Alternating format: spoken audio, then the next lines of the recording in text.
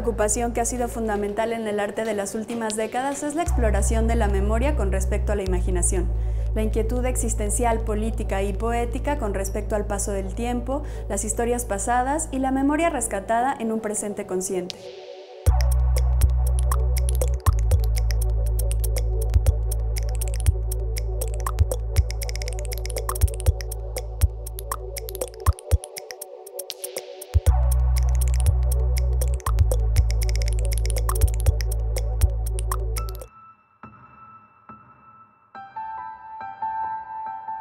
Recordar es en gran parte un acto creativo y de imaginación, pues las memorias se reconstruyen cuando las evocamos.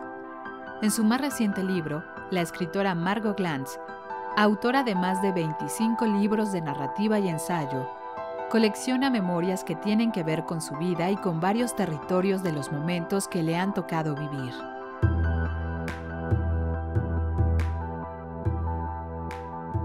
Yo también me acuerdo es una nueva versión de esta forma de autobiografía tan sui generis, realizada por una de las pensadoras y escritoras más importantes de nuestro país, Margot Glantz. Viajera y grafómana, Glantz nos ofrece una mirada al íntimo mundo de su memoria.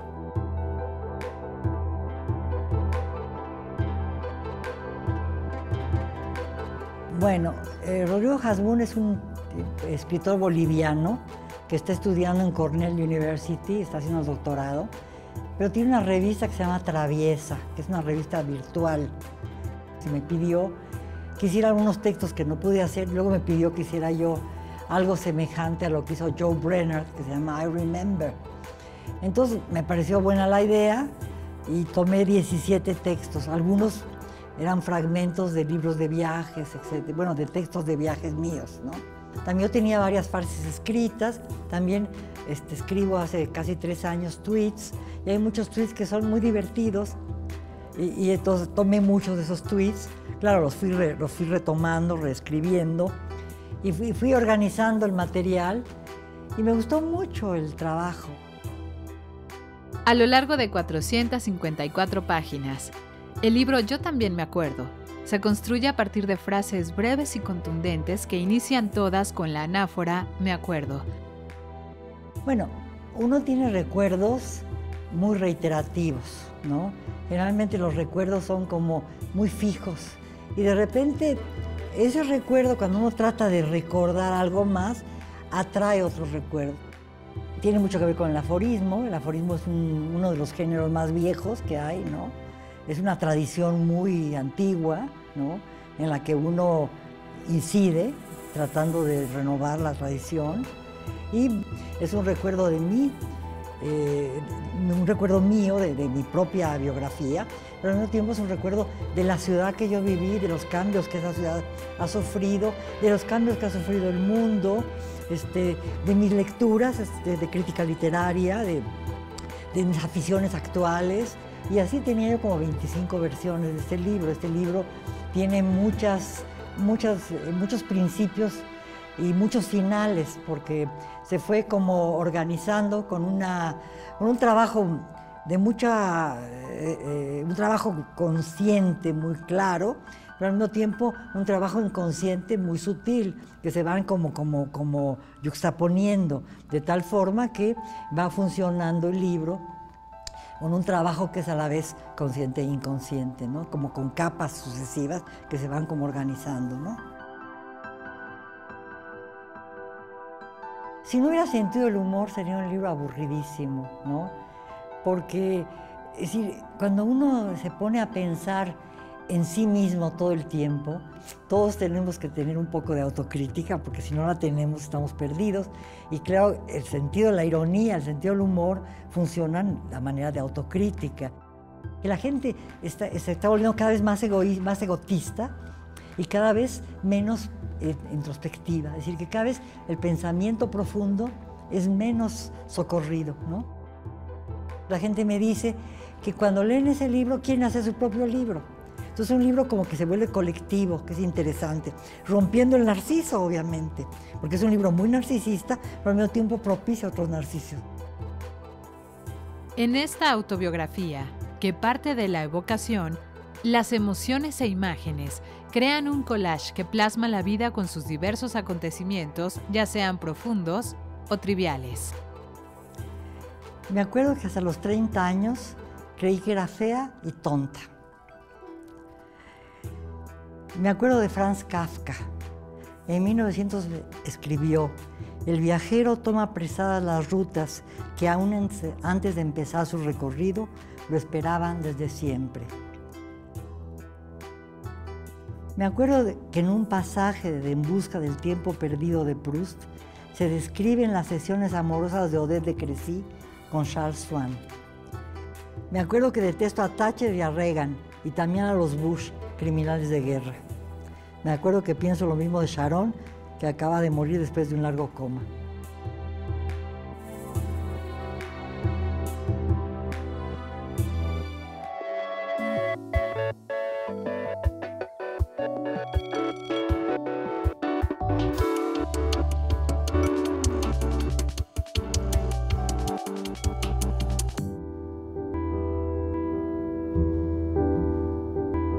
La Ciudad de México en el Tiempo es una página de Facebook administrada por Carlos Villasana y Rodrigo Hidalgo.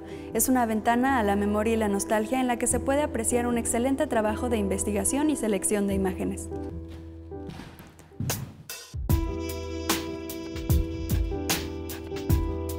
La Ciudad de México en el Tiempo es una página de Facebook que funciona como un espacio abierto para compartir fotografías, anécdotas, información y recuerdos que nos hablan de los cambios de esta enorme ciudad a lo largo de los años. Gracias a sus más de 4,000 imágenes, podemos recorrer lugares que ya no existen y dar un paseo a través del tiempo. La Ciudad de México en el Tiempo, a mí me gusta llamarlo una crónica colectiva, porque es a partir de las fotografías que subimos a Facebook. Carlos Villasana, Juan Carlos Briones y yo somos los administradores del proyecto. La gente ahí va depositando sus recuerdos, ¿no? Va conservando la memoria que tiene de la ciudad. Muchas veces nuestros papás o nuestros abuelos nos cuentan cosas. Nos dicen, ay, en esta calle estuvo un cine, o aquí estaba una fonda o una cantina. Pero no es lo mismo escucharlo en una plática que verlo en una fotografía.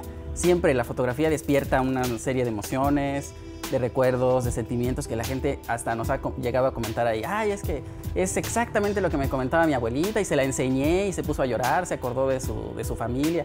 Es decir, hacen toda una serie de comentarios, un escenario que no se puede encontrar en ningún libro, ¿no? Es algo que a mí me parece invaluable. Hay un gran público y yo creo que nada más cosa de saber cómo acercarlo. El éxito de la página radica principalmente en que está abierta a que los visitantes compartan sus recuerdos y comenten las fotografías que aparecen. Así no solo crece el número de seguidores día con día, sino que también va creciendo el archivo y la información que éste contiene. En la página de Facebook, cada imagen es acompañada de su localización actual gracias a Google Maps. De esta manera, los seguidores pueden observar las variaciones y en muchas ocasiones cambios drásticos del mismo lugar a través del tiempo. Tratamos de que sea de todos los rincones de la ciudad, ¿no? Que alguien que entre de Ciudad Neza o de Iztapalapa, o sea de la Roma, o sea del norte, del sur, del este, del oeste, puede encontrar algo cercano, algo donde ya sea que haya ido a la escuela o donde esté su casa, no por vivir en una colonia alejada del centro, significa que no tiene historia, ¿no? O que no existe, o que a lo mejor la fundaron ayer. Tienen historia y ameritan que la gente la conozca y que a partir de ello la cuide, porque yo creo que no puede existir el respeto hacia un lugar o el aprecio si no conoce uno su pasado.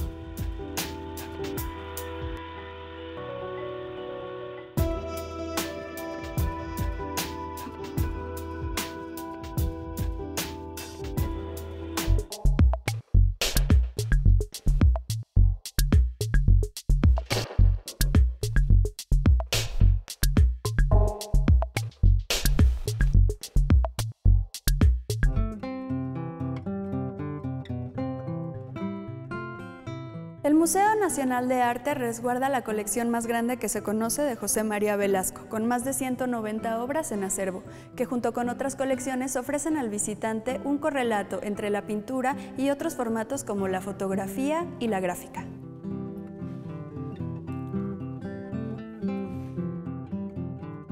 La colección más grande del artista José María Velasco está resguardada en el Munal, y para rendirle homenaje al paisajista mexicano, este museo organizó una muestra titulada Territorio Ideal. José María Velasco, Perspectivas de una época. El guión curatorial se centra en revisar la construcción imaginaria de la identidad territorial y el avance de la ciencia durante la transición del siglo XIX al XX. El profesor defendía mucho el género de paisaje del de figura. Decía que el pintor de figura era particular porque era una visión antropocéntrica donde el hombre era el centro del cuadro, los episodios de historia y casi ocupaban toda la composición. En cambio decía que la pintura de paisaje era la pintura general porque el artista tenía que tener conocimiento de todo lo que era una visión antropológica o etnográfica, donde el hombre era parte todo de un instrumento del universo, ¿no? Entonces, tenían que hacer prácticas de campo para estudiar la roca, para estudiar la planta, el arroyo, e impulsó a los artistas a que estudiaran.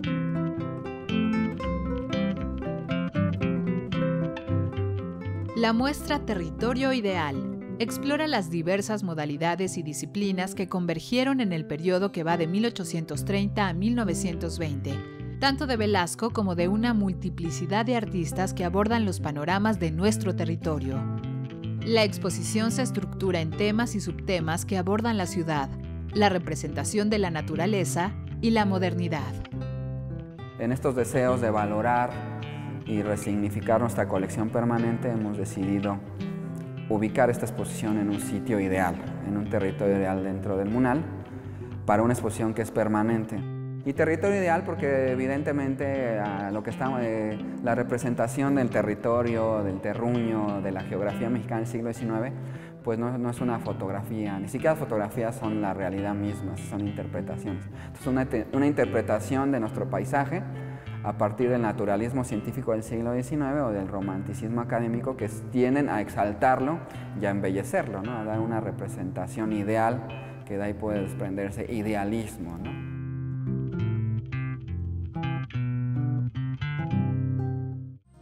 La artista Melanie Smith evoca la obra surrealista de Sir Edward James en su película Xilitla.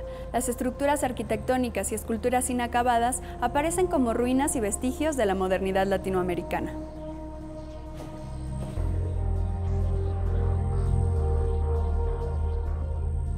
En su película Xilitla, la artista Melanie Smith examina los legajos de la modernidad latinoamericana a través de las reliquias y ruinas del surrealismo.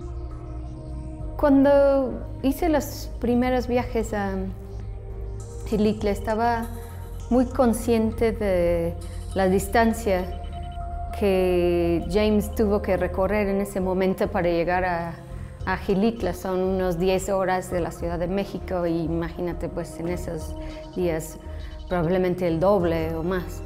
Entonces la pregunta que siempre me hacía es ¿por qué hacer ese lugar ahí? Esta película, realizada en colaboración con el cineasta Rafael Ortega, se sitúa en el jardín que el aristócrata inglés Sir Edward James construyó a lo largo de varios años llamado Las Pozas. Esta obra inacabada parte de los sueños del estrafalario aristócrata inglés, representados mediante diversas construcciones hechas en concreto. He estado pensando en Xilitla desde hace muchos años. Empecé a pensar realmente en esta idea pues, sí, de las heterotopías, de los lugares que funcionan un poquito fuera de lo normal, son idiosincráticos, que son al mismo tiempo o pueden ser como no funcionales, como lo cual es el caso de Xilitla, ¿no? Un lugar que realmente no tiene o no tenía sentido. Entonces yo creo que la atracción fue por ese lado, más bien de pensar en estos lugares aparentemente como imposibles y que están muy fuera de los circuitos de la modernidad occidental y hoy en día puede hacer como cortocircuito en nuestro pensamiento tan acondicionado a la idea del progreso, ¿no? Yo siento que en el caso de la película el surrealismo corre como una especie de contracorriente a lo que es lo racional y lo funcional. Y ahí lo ves claramente en las estructuras, que son escaleras que no llevan a ningún lado, son torres que no tienen, no son habitables. Xilitla es una película filmada en 35 milímetros que a su vez cuestionan los límites imaginarios entre las prácticas del arte moderno y contemporáneo. En la película de Melanie Smith, un grupo de personas aparece cargando un enorme espejo a través de distintas veredas que se abren entre la abundante vegetación. Las construcciones surrealistas del jardín tropical de Sir Edward James se desensamblan mediante sus propios reflejos. El paisaje natural se ve irrumpido tanto por las imágenes como por el soundtrack, en el que el sonido del bosque tropical es una capa a la que se le superpone otra capa de extractos de transmisiones de radio de Inglaterra, tales como el pronóstico del clima para la navegación. Bueno, hay dos versiones de la película. Uno es de 24 minutos, filmado en 35 milímetros y vertical. El formato es vertical. También nos permitía trabajar, o sea, verticalmente era una especie de statement de poder trabajar lo que es el anti-cine, el anti-formato tradicional.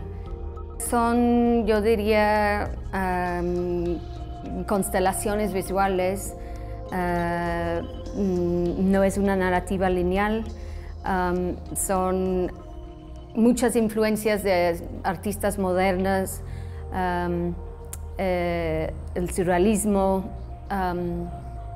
la idea de la ruina, la entropía, un poquito de Edward James, pero realmente él existe un poco como fantasma el proyecto. No es un documental sobre él, sino como varias yuxtaposiciones visuales, ¿no? Melanie Smith convierte el paisaje exótico en una pantalla en la que se proyecta el deseo de modernidad inconclusa. Lo que no quiero hacer es como ser, digamos, dictatorial como artista. No quiero que el espectador piense de una cierta manera después de salir de verla, ¿no? Lo que quiero más bien es haciendo estas constelaciones, que el espectador también pueda construir sus propias constelaciones.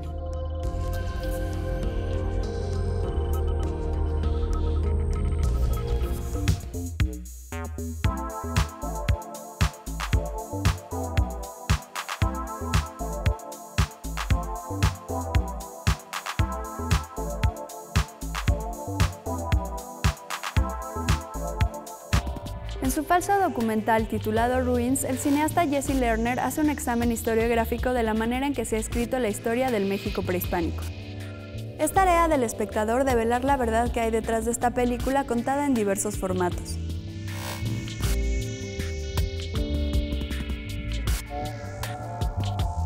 Ruins es un autodenominado falso documental en el que se revela la persistencia de una ideología colonialista dentro de disciplinas como la arqueología o la historia del arte.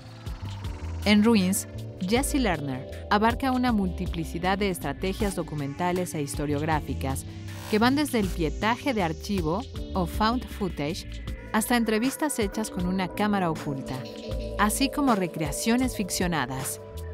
Falso documental tiene dos funciones, decir eso, que es una película, es un documental sobre un falsificador y sobre falsificaciones, pero también para avisar al público de lo que van a ver.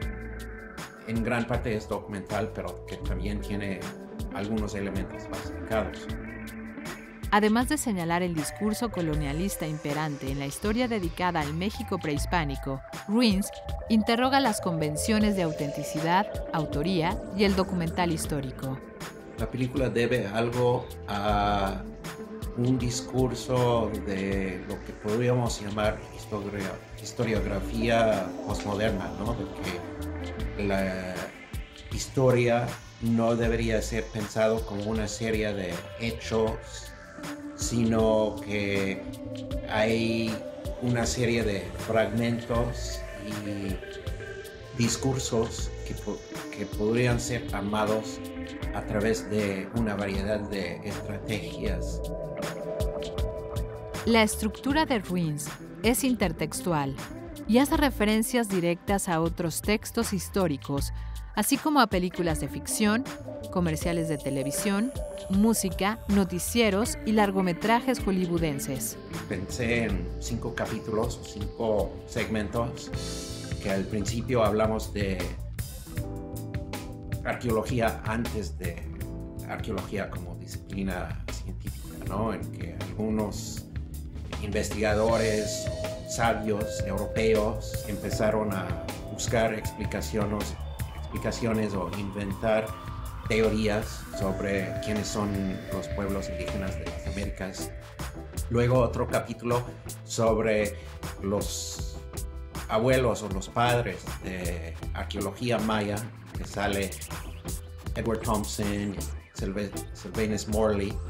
Y tercer capítulo sobre la transformación de los objetos, los artefactos mesoamericanos, desde ser objetos científicos o algo para el Museo de Ciencia, Museo de Historia Natural, a ser considerados como objetos de arte para contemplación estética. Un capítulo sobre el turismo y los sitios arqueológicos como sitios turísticos, la fabricación de reproducciones para el mercado de turistas, y al final el falsificador, principalmente enfocado en Lara. Se puede decir que Lerner emplea una especie de sintaxis visual que incorpora estilos de películas americanas avant-garde, el ensayo documental, el found footage y videos caseros o amateurs. Mi intención era trabajar con material de archivo, pero en algunos casos no pude encontrar las imágenes o el audio que quería o que necesitaba. Entonces empecé a filmar algunas cosas en 16 blanco y negro, y con la intención de presentar mi material original como si fuera material del archivo. Para darle el acabado auténtico del material de archivo, en vez de mandar la película al laboratorio para el revelado, hice un revelado casero. Y en aquel entonces pensé, pues, lo que estoy haciendo yo es muy parecido a lo que hace el falsificador en la película, en el sentido de que él también, después de terminar con sus piezas cerámicas, pues tenía que dañar o rayar o enterar, hacer daño a las piezas para que se ve como piezas que hicieron hace 1000 años y no hace poco. El interés de Lerner por explorar la relación entre realidad y artificio se vuelve patente en la última parte de la película gracias a la figura tanto trágica como heroica de Brígido Lara. Como se narra en esta última parte del documental, Brígido Lara se dedicó a falsificar piezas de arte prehispánico durante los años 60 y 70 y realizó miles de esculturas de las culturas totonaca, azteca y las de la costa del Golfo. Las falsificaciones de Brígido Lara llegaron a ser tan convincentes que muchas se vendieron a museos como si fueran piezas originales. En Ruins, se establece un paralelismo entre el falsificador de arte y el director del documental, sugiriendo que la ficción y el artificio se acercan más a una representación de la realidad que la reproducción fiel de los hechos fidedignos. Pues la entrevista de Lara con Lara es una representación fiel. En este caso no hay falsificación, de mi parte por lo menos. Es una representación fiel del choro que compartió conmigo. No estoy seguro que la versión de Lara, en que él sale como inocente, naif, hombre honesto, es necesariamente la pura verdad, la neta. Puede ser que el hecho de que es falsificador o era falsificador implica que tal vez es capaz de de otras mentiras.